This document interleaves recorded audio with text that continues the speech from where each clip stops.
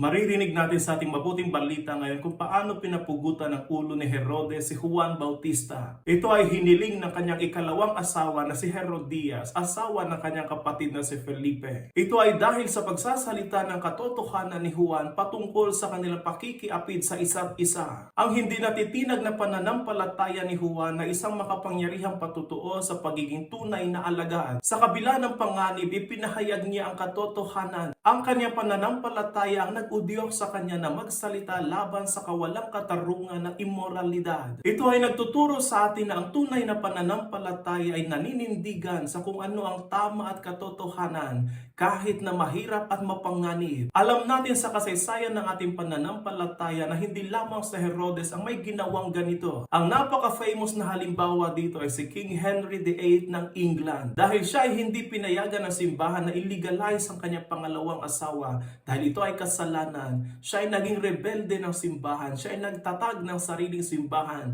at inusig at ipinapatay ang karamihan ng mga Kristiyano. Tandaan natin, ang tunay na pananampalataya ay laging panig sa kung ano ang tama at katotohanan at matapang na pinaninindigan ito. At sa huli, ito ay may gantimpalang buhay na walang hanggan.